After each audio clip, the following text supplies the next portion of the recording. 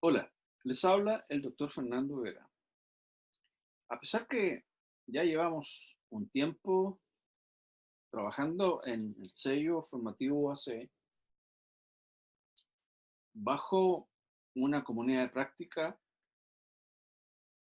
que es un espacio virtual, he considerado necesario transformar cierto conocimiento tácito en implícito. Ya les voy a explicar qué significa aquello. Bien, vamos a primeramente al concepto de comunidad de práctica. Sello UAC.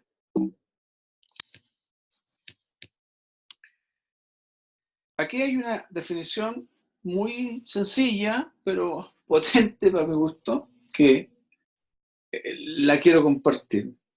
¿Qué es una comunidad de práctica?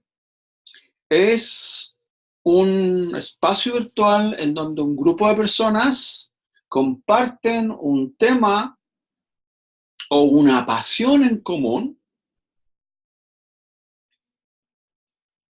y en donde los miembros de esa comunidad aprenden a cómo mejorar esa práctica o ese dominio o ese tema en común, mientras, y esto es lo importante, interactúan sobre una base regular. O sea, si no hay interacción, no se produce ninguna mejora en la praxis. ¿Sí? ¿Te queda claro, no? Sigamos. Aquí hay tres aspectos relevantes en cualquier comunidad de práctica, que son el dominio, vale decir, que convoca a ese grupo de personas a reunirse, que inicialmente es una necesidad de aprendizaje que todos comparten. Si no compartimos esa necesidad, claramente que no hay, esta comunidad de práctica no tiene ningún sentido ni norte. O sea, todos compartimos una necesidad de aprendizaje en común o, en su efecto, un producto en común. En el caso de la comunidad de práctica sello UAC, estamos compartiendo dos propósitos en común. Una necesidad de aprendizaje. ¿Y por qué hablo de una necesidad de aprendizaje? Porque en esta comunidad, si bien es cierto, las comunidades están conformadas por expertos o especialistas en un tema en común, aquí ninguno de nosotros es especialista en el tema en común, que son las competencias blandas, ¿no? Ninguno de nosotros estudió para infundir competencias blandas. Por lo tanto, hay una necesidad de aprendizaje permanente, eso es así. Y el producto en común es el sello formativo, pues. ¿Cómo infundimos, esa es la palabra clave, el sello formativo UC, que en el fondo significa infundir competencias socioemocionales, ¿no es cierto? Y por lo tanto, claramente, para llegar a ese producto, necesitamos aprender y aprender permanentemente. Y ahí tenemos los dos elementos claves del dominio. Y la comunidad, como significado en general, lo aplicamos en todas partes de la misma forma.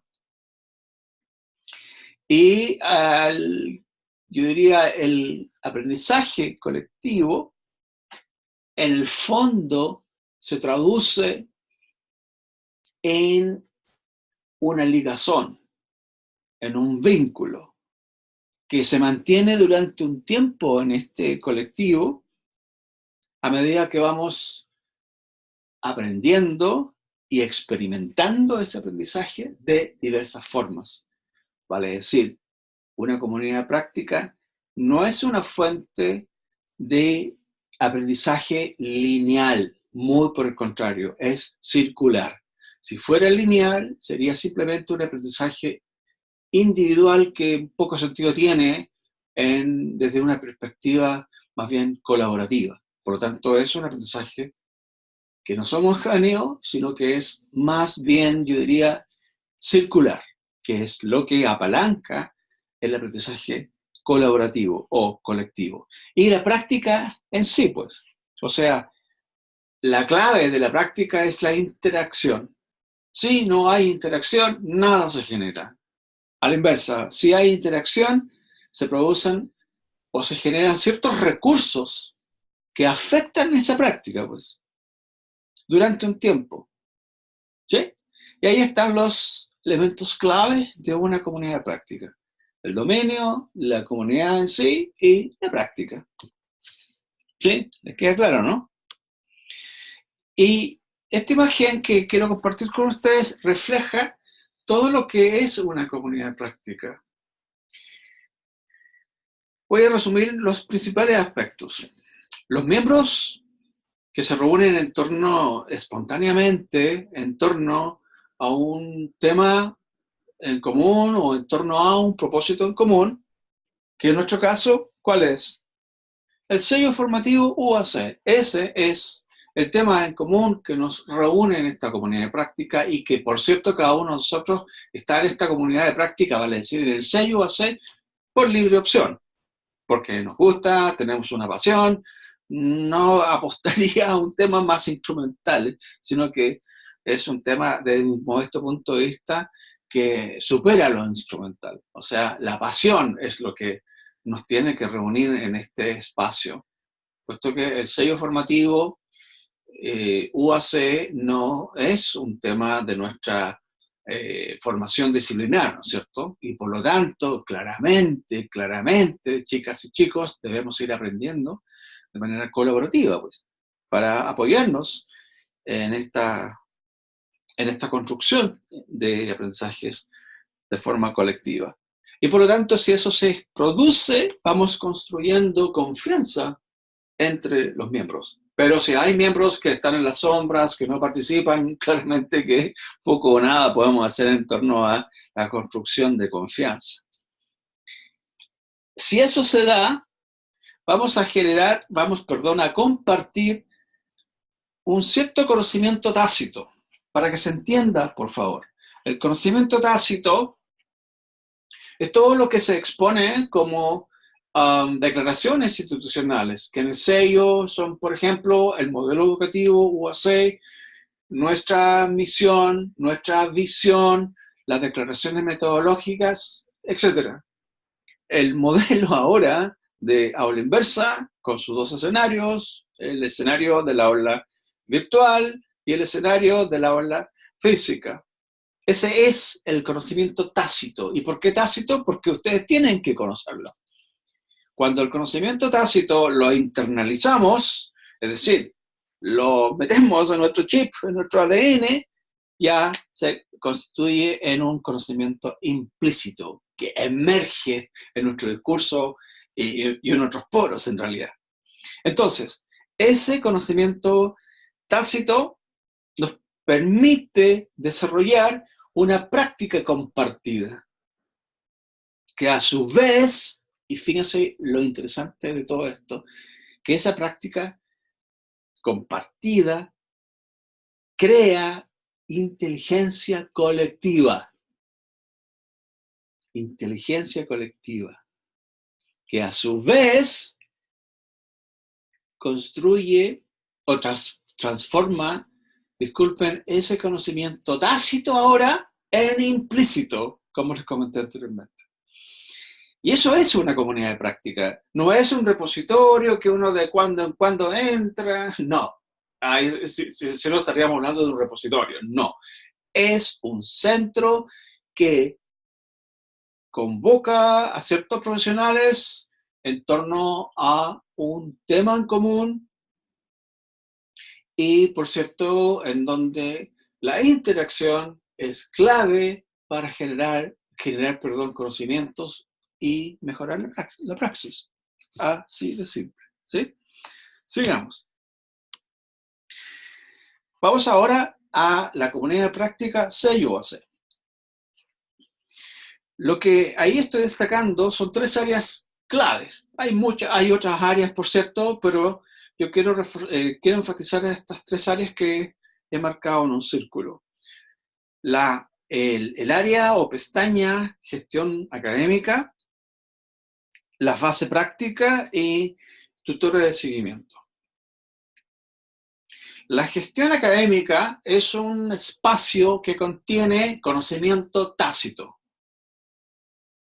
Ustedes podrán ahí ingresar, Conocimiento tácito significa conocerlo como cuestión básica, leer lo que se comparte y comprenderlo para después aplicarlo como un paraguas paradigmático de nuestras actuaciones áulicas, ¿no es cierto?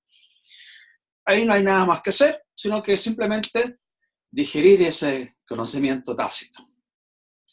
Vamos ahora a la pestaña, disculpen,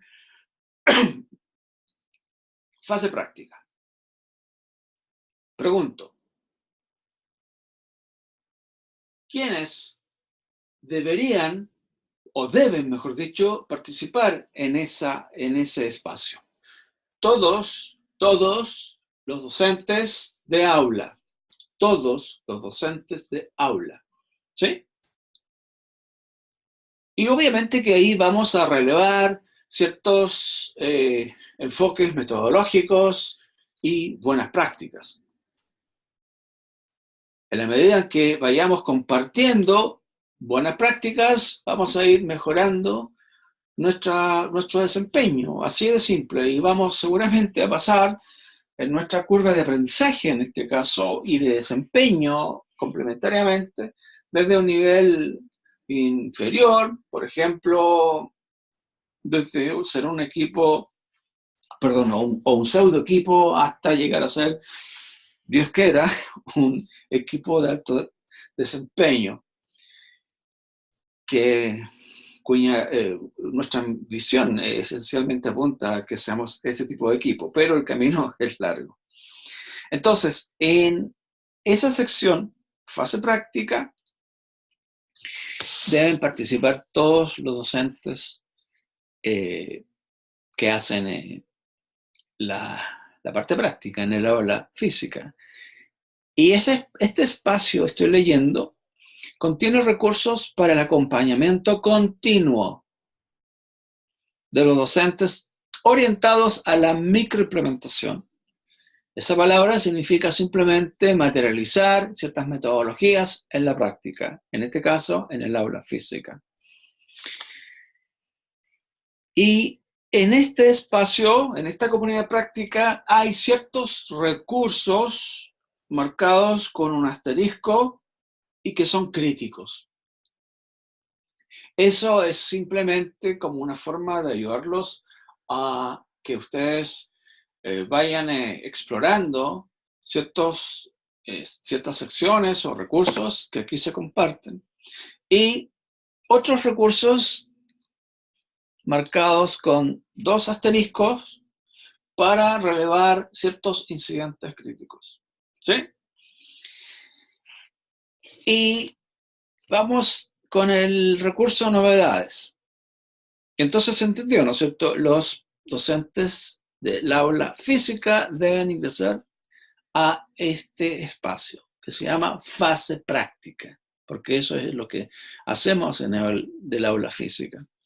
¿Se entiende, no?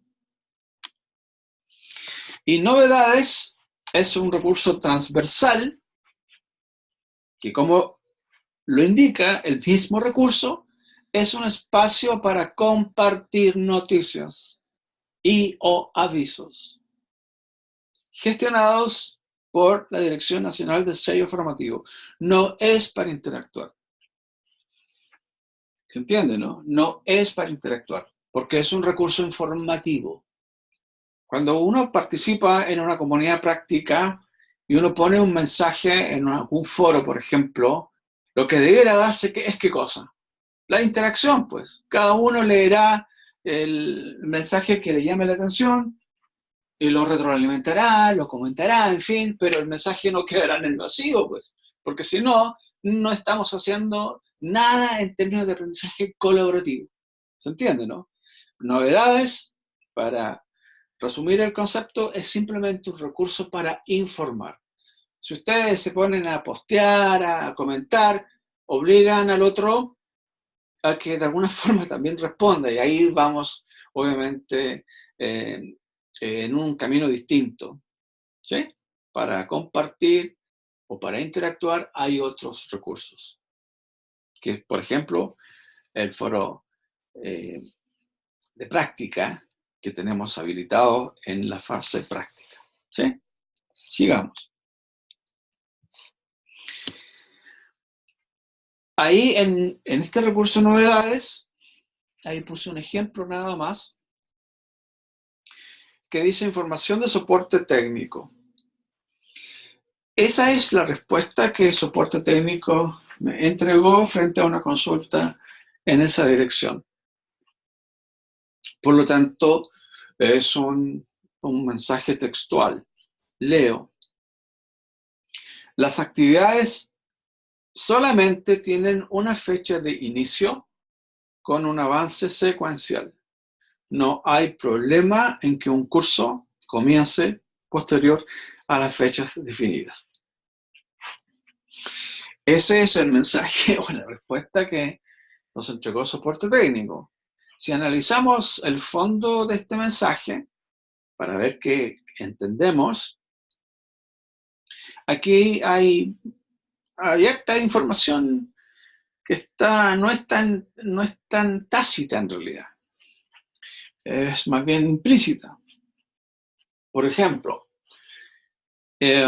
cualquier actividad aquí tiene una fecha de inicio. ¿Qué significa aquello? Que la plataforma fue configurada con esa finalidad. Configurada. ¿Y qué significa configurar? En nuestro caso, estamos trabajando en una plataforma Moodle.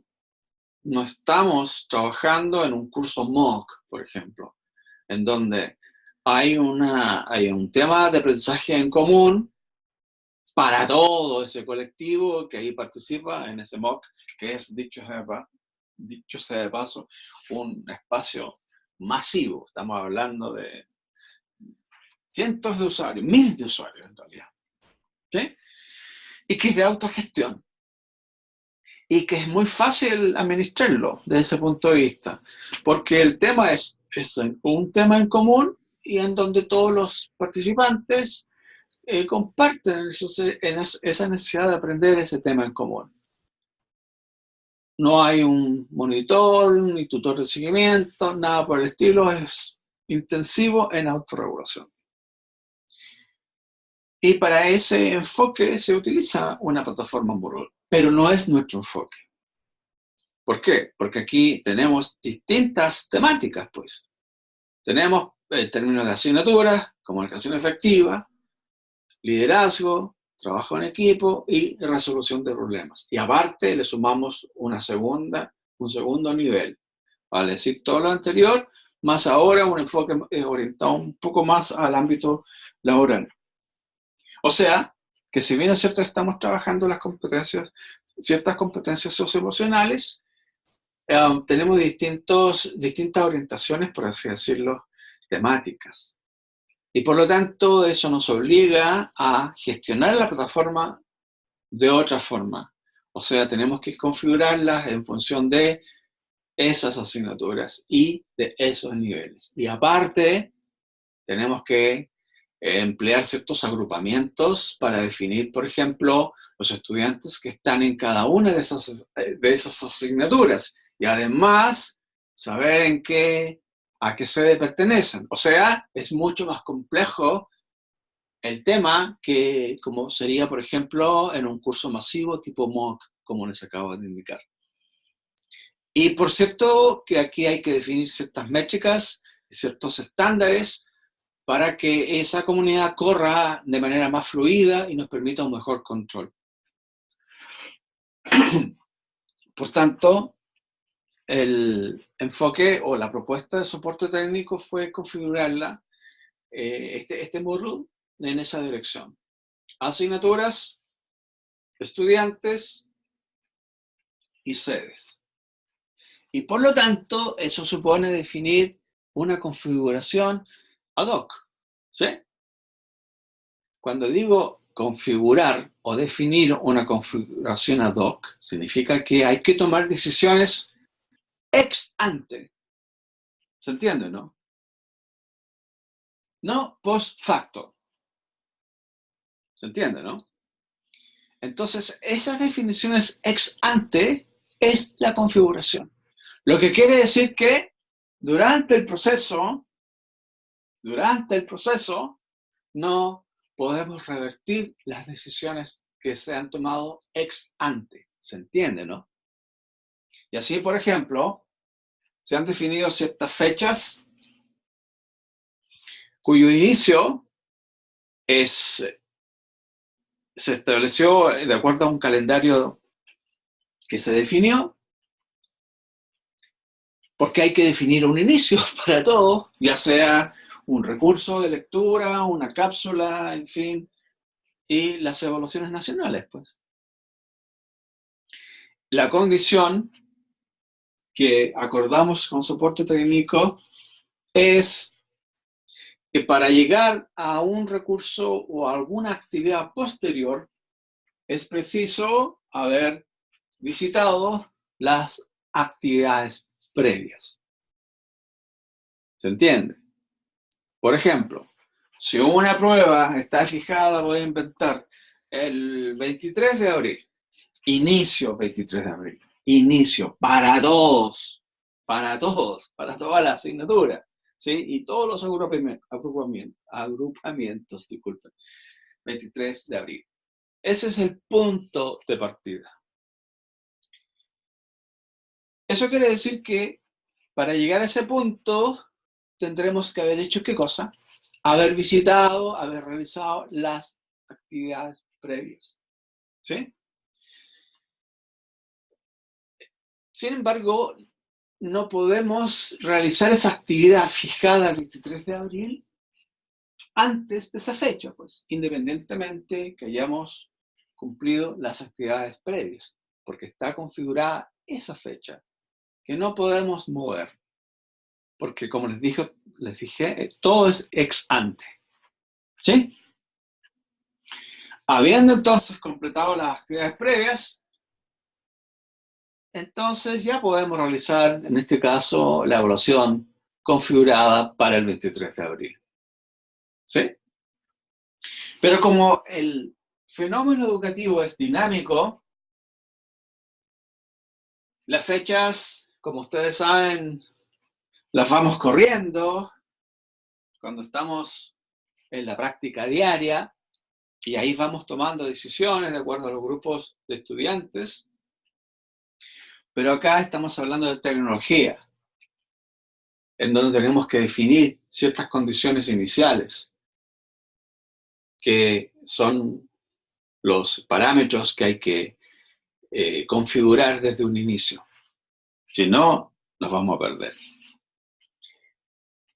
Entonces, como eso es dinámico, como el fenómeno educativo es dinámico, podríamos encontrarnos con situaciones en donde los estudiantes no pudieron realizar la evaluación, en este caso el 23 de abril, como estoy poniendo en el ejemplo. Pregunto, ¿es necesario coordinar una fecha distinta? Y así cada uno podría tener necesidades distintas también. Pregunto nuevamente, ¿es necesario coordinar una fecha distinta? ¿Cuál creen ustedes que es la respuesta? No, pues, porque hay una fecha definida y si tenemos una situación distinta a la fecha, si es posterior a la fecha, bueno, simplemente la hacemos posterior a la fecha, pues, así de simple. No hay ninguna necesidad de correo, de preguntar, de estar esperando nada. ¿Sí? Pero ¿por qué podemos llegar a esa conclusión? Porque manejamos cierto conocimiento tácito que cuando lo internalizamos se convierte en implícito y tomamos decisiones en un flash de segundos, sin depender de otros. Estamos, ¿no? Ahora, como estamos piloteando este proceso, seguramente a final de semestre tomaremos otras decisiones de acuerdo a los insumos que vayamos recibiendo. Pregunto, ¿quiénes insuman? ¿Quiénes insuman? Los stakeholders.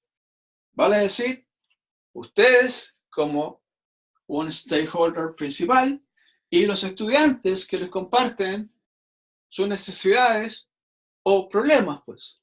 Y a partir de esas fuentes primarias, ustedes insuman. ¿Dónde insuman? ¿Dónde insuman? En esta comunidad de práctica, pues. Y no hay otro medio, porque en esta comunidad vamos recogiendo toda la evidencia para levantar procesos de mejora o de toma de decisiones. ¿Sí? Pero deben insumar. Sigamos. El otro espacio o pestaña que marqué ahí también con un círculo rojo es la pestaña Tutores de seguimiento. Pregunto, ¿quiénes deben participar en este espacio? ¿Los docentes de aula? No, ¿no es cierto? Porque para los docentes de aula, ya les comenté, el espacio para interactuar es la fase práctica. Acá interactúan o participan los tutores de seguimiento. ¿Quiénes son los tutores de seguimiento? Profesionales que están encargados de hacer un seguimiento. No es un acompañamiento, un seguimiento de ciertos procesos que hemos definido también como críticos. ¿Y quiénes son los tutores de seguimiento? Ahí también están compartidos. Esos profesionales que ustedes están viendo ahí, Úrsula Ibáñez, Evelyn Sánchez, Julio Muñoz, María Mata, Roberto Mella y Patricio Morales, son los tutores de seguimiento. Seguimiento. No de acompañamiento. Y esos son los profesionales que deben participar en esta sección. Y leo, este espacio está dedicado al trabajo de tutores de seguimiento, aula virtual. Aquí iremos compartiendo directrices y orientaciones metodológicas. Entonces, si andamos pinchando por aquí y por allá en esta comunidad de práctica que es intensiva en información, la verdad es que sin un foco, vamos a estar perdidos en esta marea de información. Nuevamente, los docentes del aula física deben participar o deben interactuar en la pestaña o sección que se llama fase práctica. Entonces eso nos va orientando, pues. Si hay una pregunta de la fase práctica que la pusieron, no sé, en cualquier otro sector, obviamente que es difícil de gestionar. Entonces, por favor, chicas y chicos, ordenémonos. ¿Estamos? Sigamos. Y, bueno, finalmente les quiero compartir esta información que encontré googleando en internet sobre los mensajes corporativos o los mensajes que nosotros transmitimos en nuestros espacios de interacción en un equipo de trabajo, por ejemplo. Y esta autora, Christina Calloway, identifica 5 características de los mensajes efectivos en el ámbito organizacional. Yo me di el trabajo de hacer un resumen de esas 5 características que quiero compartirles para que podamos aprovechar, ¿no es cierto?, estas características y llevarlas a nuestra práctica. Leo, un mensaje efectivo en los equipos de trabajo. 1. Tiene un claro propósito de informar y colaborar con el otro. Eso es lo primero. 2. Un mensaje efectivo utiliza un canal apropiado. Nótese, utiliza un canal apropiado. Los equipos deben determinar cuál es el canal más apropiado. Pregunto, ¿cuál es el canal definido para nuestras comunicaciones internas en el equipo C y UAC? Me imagino que ya tienen la respuesta. La comunidad de práctica, pues. No vamos a estar perdiéndonos en correos y así entrar en un loop de correos, que habitualmente eso ocurre, porque el correo electrónico no es un espacio, un repositorio en donde nosotros podamos gestionar alguna información o alguna temática en particular, como es el caso, por ejemplo, del sello formativo. Máxime si uno recibe miles de correos, porque así es, miles de correos, que es difícil de gestionar. Y correos de distintas índoles. Uno recibe correos de estudiantes, de profes, en fin, de otras personas. O sea, es muy complejo el tema del correo electrónico para gestionar procesos académicos, como en este caso, y menos recoger esa evidencia en un solo espacio que nos permita su gestión efectiva, que no se puede, así. Sin embargo, en una comunidad práctica como esta, por ejemplo, toda la información, todas nuestras acciones, todo lo que hacemos, incluso incluyendo el tiempo que utilizamos o las brechas en los ingresos, todo se va registrando. Y por lo tanto, es un repositorio de evidencia desde ese punto de vista muy efectivo para la toma de decisiones. ¿Sí? Entonces ya está definido el espacio. 3. Un mensaje efectivo requiere un alto nivel de precisión, incluyendo fechas, hechos, recursos y evidencia. Ciertamente que si nosotros compartimos información poco contundente o poco efectiva, vamos nuevamente a estar en este loop de preguntas. Hoy, ¿podrías, por favor, precisar, contextualizar?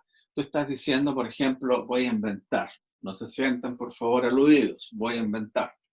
Por ejemplo, supongamos que me dicen, Fernando, 4 chicos no pudieron, 4 chicos hicieron la prueba y como resultados obtuvieron 0 en las 2 instancias. Pregunto, ¿es ese mensaje efectivo? ¿Podemos tomar decisiones con esa información? No, pues, en absoluto. Y ahí llegamos a la cuarta característica de un mensaje efectivo. Leo, contiene información completa, respondiendo a las preguntas qué, quién, cuándo, por qué, cómo. Entonces volvemos atrás nuevamente y tendríamos que preguntarle al emisor, oye, ¿quiénes son los estudiantes? ¿Cuál es la prueba? ¿De qué se trata? ¿Cómo ocurrió el incidente? Y finalmente, ¿tienes alguna evidencia objetiva? Por ejemplo, una captura de pantalla. Y ahí caemos nuevamente en este loop. Ida y venida de mensajes, puesto que el mensaje inicial no fue efectivo. ¿Se entiende, no? Entonces, repito, como cuarta característica, un mensaje efectivo contiene información completa que responde a las siguientes preguntas. ¿Qué, quién, cuándo, por qué, cómo? Y finalmente, esta autora, Christina Calloway, dice que un mensaje es efectivo si es breve y va directamente al punto. Claro, si en un mensaje o en algún incidente crítico abordamos varios incidentes críticos, nos perdemos, pues.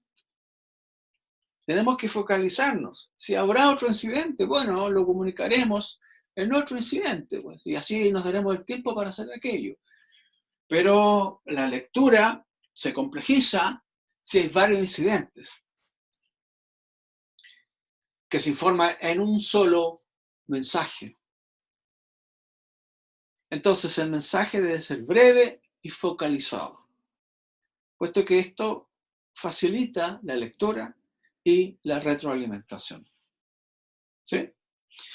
Bien, eso es lo que quería compartirles. con algún tiempo voy a tratar de meterme en los incidentes críticos para tomar algunos incidentes críticos y ver cómo estamos en lo que respecta a los mensajes, si estos son efectivos o no, y si permiten la solución del problema, o si los incidentes críticos simplemente reportan situaciones que obviamente son valoradas, porque a partir de ese reporte nosotros podríamos tomar algunas decisiones al término del semestre para ver la posibilidad, mejor dicho, la factibilidad técnica de generar algunas modificaciones. Pero durante este semestre no podemos interferir en la plataforma, puesto que, como les dije en un comienzo, estas acciones fueron configuradas o pensadas ex ante. ¿Sí? Bien, espero haberles aclarado algunas cuestiones prácticas y con la idea de que podamos mejorar nuestro desempeño y tomas de decisiones. Muchas gracias. Carpe diem.